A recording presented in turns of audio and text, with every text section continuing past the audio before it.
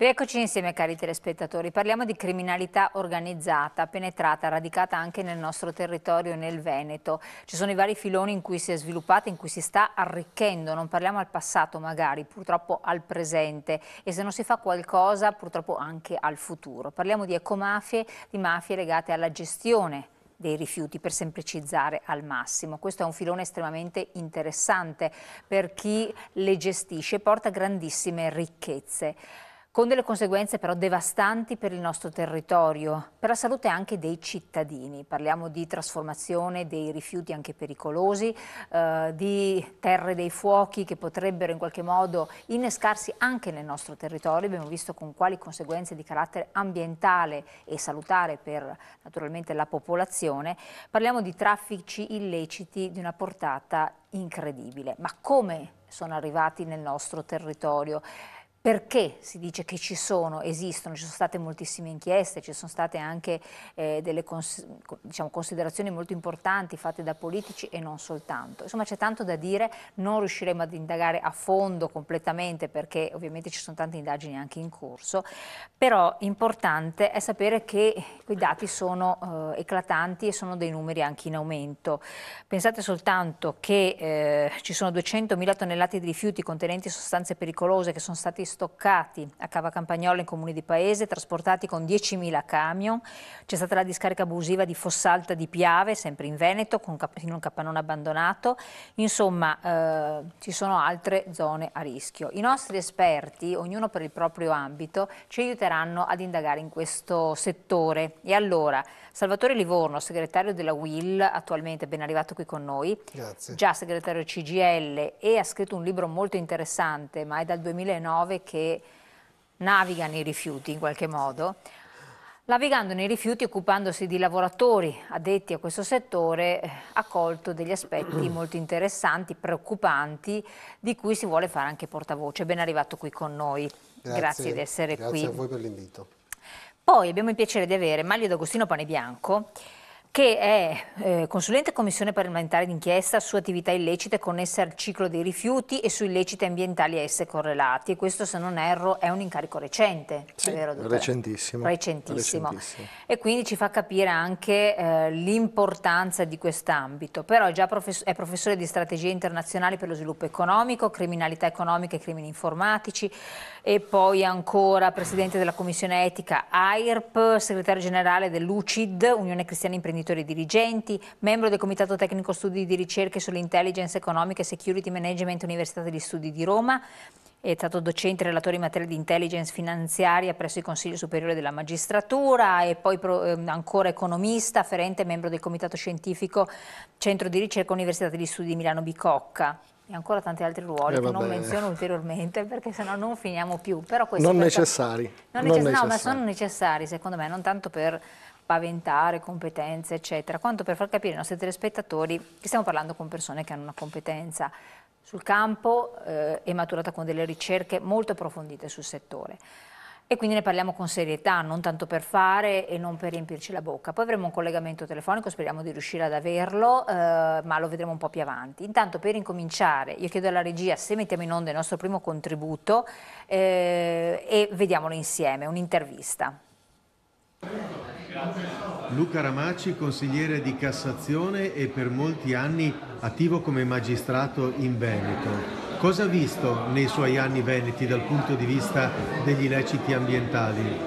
Beh, è una storia un po' datata perché risale a diversi anni fa. Io sono andato via dal Veneto nel 2003.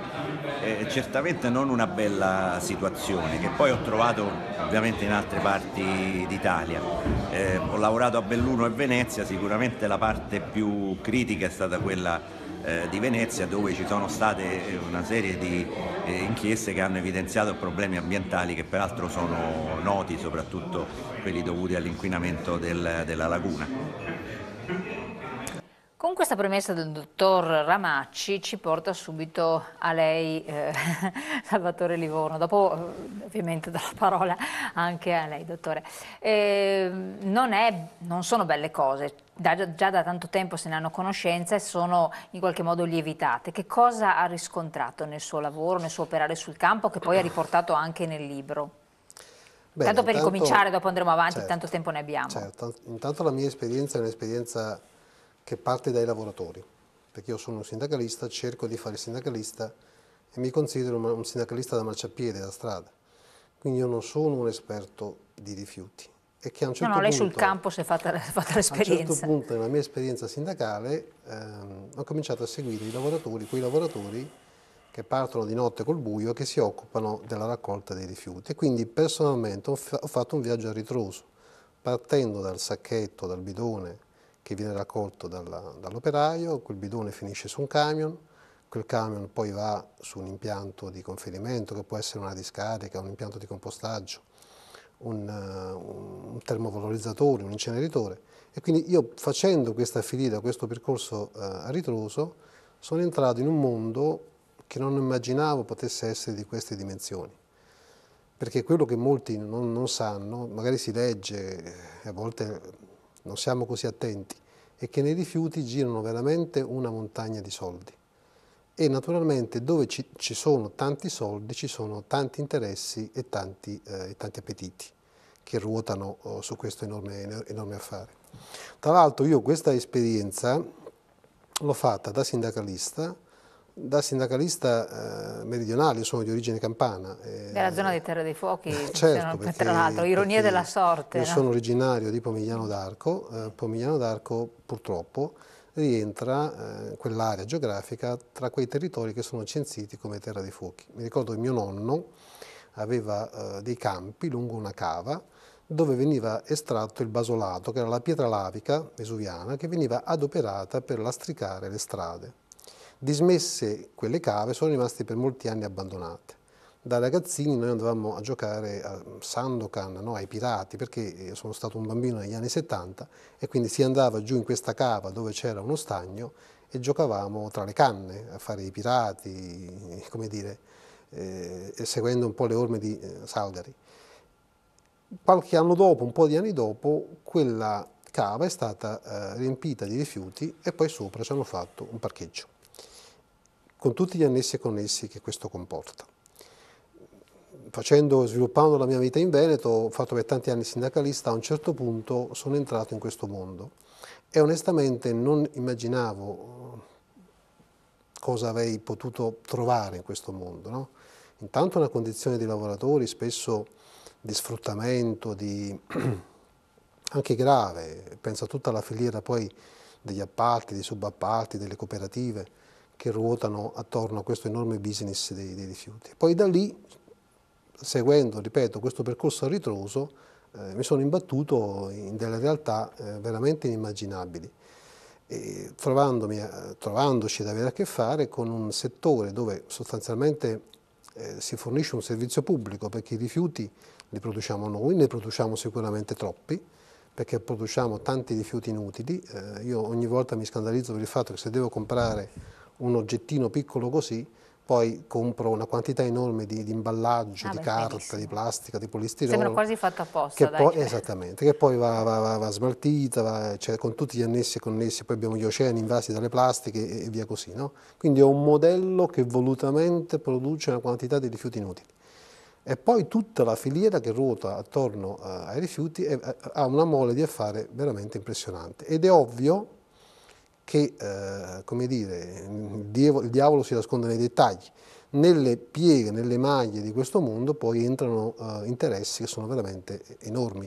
E io certe contraddizioni le ho trovate qui in Veneto, nel nord-est, perché la mia esperienza di sindacalista io l'ho sviluppata tutta qui. Io sono venuto allora molto più giovane in Veneto per lavoro, perché qui avevo trovato lavoro, qui a un certo punto ho stabilito la mia vita, poi a un certo punto ho cominciato a fare il sindacalista e le cose e le contraddizioni che io ho riscontrato le ho riscontrate in questo territorio. Perché parla di contraddizioni? Dopo questo faccio sempre allacciare anche, mentre che ascolta molto attento il dottor Manlio D'Agostino. Perché io ho riscontrato questo, lo dico, non vuole essere un'accezione necessariamente polemica o denigratoria.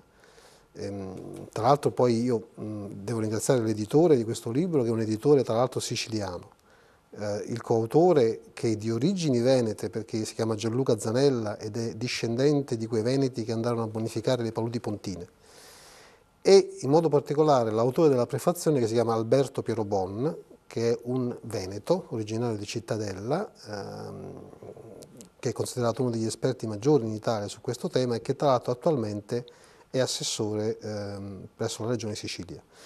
Alberto Pieroboni in modo particolare è stato quello, avendolo conosciuto, avendo la fortuna di averlo conosciuto, che in qualche modo mi ha stimolato a scrivere questo libro.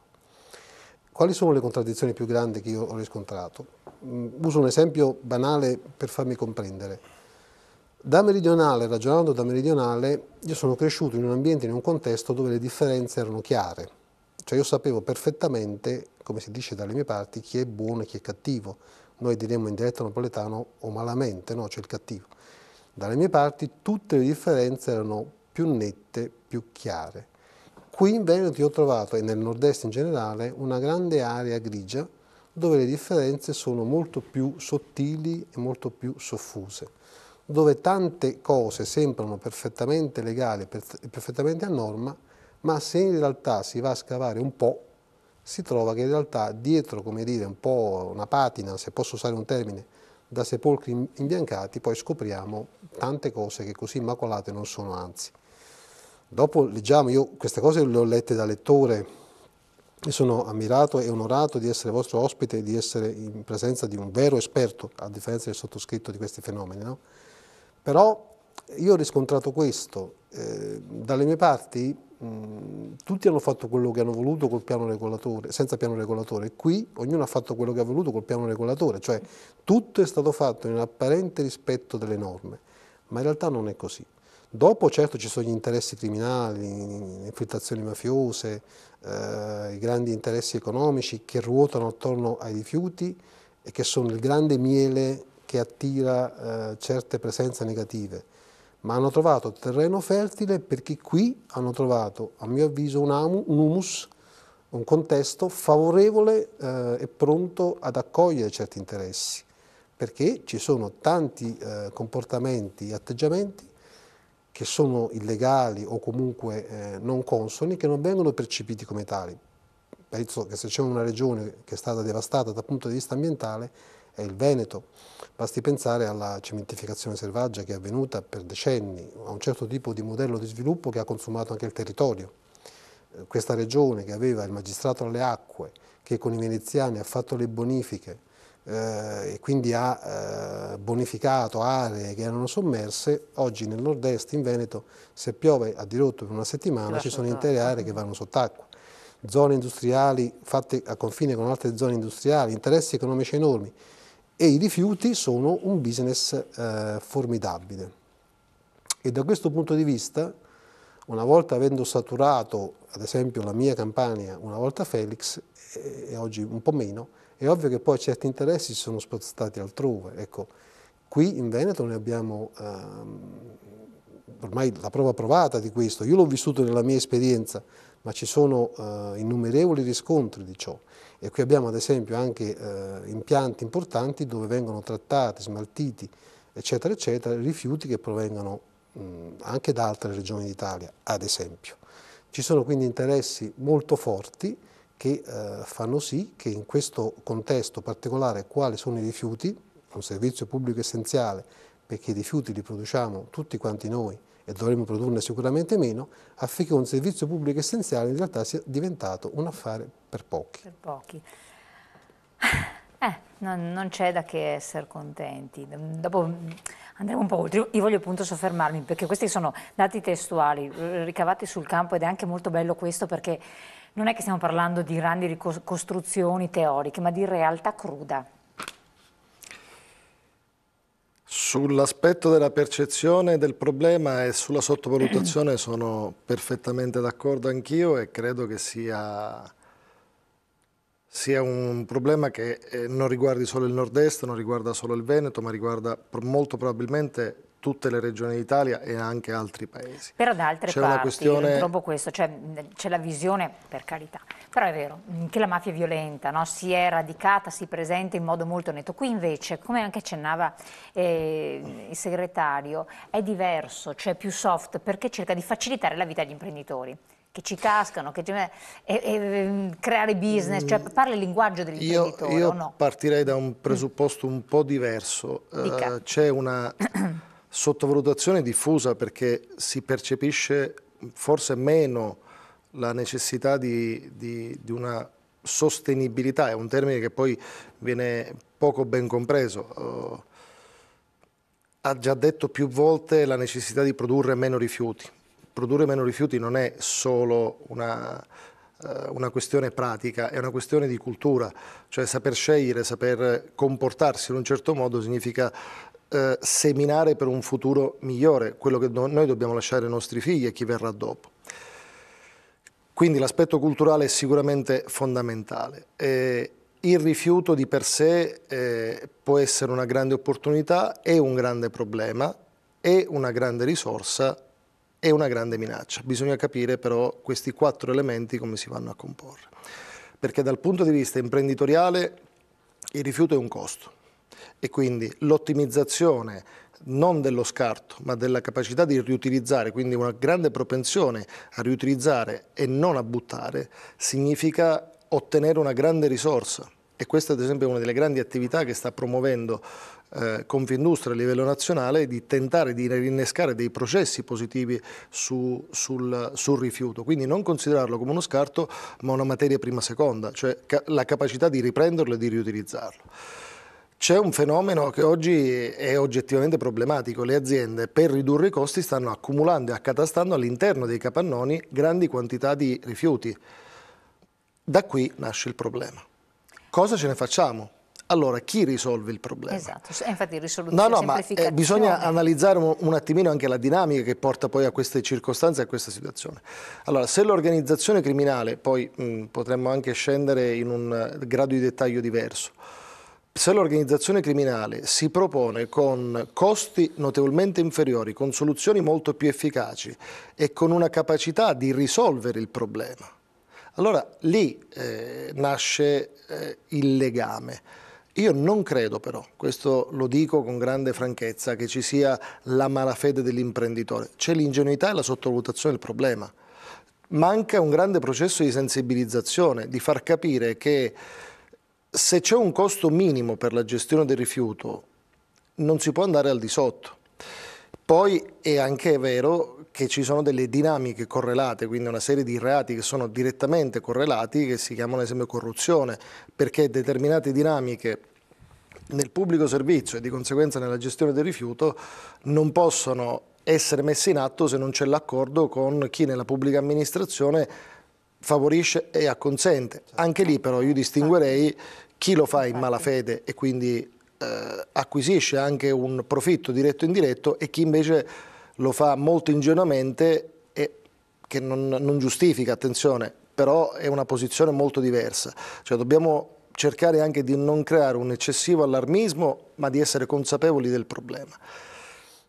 È ovvio, è chiaro che l'organizzazione criminale, ormai non più organizzazione criminale, l'idea che le mafie tradizionali siano ubicate nei territori di origine, quindi che possono essere in Campania la Camorra, l'Andrangheta in Calabria, la Cosa Nostra in Sicilia, sono degli schemi ormai superati. Già il dottor Falcone più di 30 anni fa si era fatta un'idea di questa grande evoluzione. Parliamo non più di organizzazioni criminali, ma di organizzazioni con finalità criminali, anche perché molto spesso sono strutturate in modo apparentemente lecito e si organizzano per offrire dei servizi con relativa fatturazione, con relativi stoccaggi, quindi con una struttura organizzatissima, organizzata con un modello imprenditoriale, per cui la vera difficoltà dell'imprenditore è anche saperli intercettare. E questa è anche la zona ulteriore zona grigia, lei diceva la zona grigia di comportamento, la zona grigia ulteriore è questa nell'economia, perché tra lecito e illecito la fattura c'è, quindi non è che gira la fattura c'è, magari il formulario me lo dai, magari mi dai la certificazione, io non riesco più a capire se stai operando nella liceità o meno, e di conseguenza lì nasce questa evoluzione. D'altronde queste organizzazioni criminali, non solo quelle italiane ma quelle a livello internazionale, ormai non hanno più confini, quindi un po' è legato al fenomeno della globalizzazione, ma non inteso come globalizzazione mondiale, proprio la capacità di trasferire gli interessi nei vari territori e di ubicarsi e collocarsi nei vari territori, andando a posizionarsi come grandi specialisti. ormai la professionalizzazione di queste organizzazioni è elevatissima, per cui, ripeto, io do un buon margine di buona fede agli imprenditori che non riescono a capire, però c'è una responsabilità istituzionale di dover sensibilizzare e far capire e spiegare, guarda che ci sono dei limiti oggettivi, per cui da quel limite in avanti devi cominciare a farti venire il dubbio che l'attività non è più lecita. Come un discorso, è lo stesso discorso quando vengono finanziati economicamente perché le banche non hanno sopperito e quindi ingenuamente uno dice ma aveva bisogno di soldi e gliela prestati, poi finisci nel giro. Sì, una battuta, poi andiamo in pubblicità, prego. Sì, io vorrei fare una riflessione sulle ultime cose interessanti che sono state dette. Sicuramente abbiamo come dire, grandi quantità di rifiuti che vengono ammassate con un problema di smaltimento, abbiamo anche in Italia il fenomeno dei roghi degli impianti di Questo è l'altro aspetto che è un aspetto molto importante, gravissimo e poco indagato. Io tento di dire qualcosa su questo, ma in realtà la vera attenzione che va fatta è al ruolo del pubblico, della pubblica amministrazione. Nel mio libro io divido in alcuni capitoli, in particolar modo distinguendo, come dire, il pubblico dal privato, l'imprenditore privato che si occupa dei rifiuti, le grandi società pubbliche, le grandi società partecipate, con dinamiche e situazioni e contesti molto diversi. Ci sono imprenditori privati, come dire, più prosaici, ma ci sono imprenditori privati che trattano i rifiuti ovviamente, che sono scaltrissimi, che hanno un'intelligenza notevole e che fiutano l'affare prima del tempo e quindi riescono a essere in anticipo sulle cose. Poi c'è il grande vulnus, la grande mancanza, che è quel ruolo di indirizzo, di controllo, di vigilanza che dovrebbe esercitare il pubblico. E noi da questo punto di vista in andiamo Veneto anche nella corruzione. Abbiamo avuto dei fenomeni di corruzione molto gravi e di queste ore la notizia del rinvio a giudizio di una serie di persone per uno scandalo gravissimo che ha caratterizzato la gestione dei rifiuti nella Bassa Padovana, in una parte della provincia di Padova, la vicenda dei Padova 3 ad esempio, con un buco, una voragine di decine di milioni di euro fatti in una gestione totalmente pubblica, da una partecipata totalmente pubblica, con un meccanismo di collusione, di elusione, di connivenza della politica locale estremamente marcato. Ecco, se il pubblico, chi dovrebbe svolgere quella funzione di arbitro, di indirizzo e di controllo e di vigilanza, non espleta e non esercita fino in fondo il suo ruolo, ecco che qui abbiamo degli enormi fenomeni corruttivi, di cui le cronache, come dire, giudiziarie in questi anni in Veneto ci hanno dato, come dire, ampi margini, ampie notizie con gestioni veramente grottesche dove si fa come dire, è uno schiaffo alla miseria, perché sono stati sperperati milioni di euro pubblici facendo delle cose veramente, come dire, vergognose ed innominabili, scaricando tutto sulla collettività. Tanto alla fine, come si dice, paga sempre pantalone. E questa è una cosa, come dire, inaccettabile, intollerabile, no? Che non si può in alcun modo né accettare né giustificare. Assolutamente. Voglio che do subito la parola. Andiamo in pubblicità qualche secondo, poi ritorniamo qui con i nostri ospiti.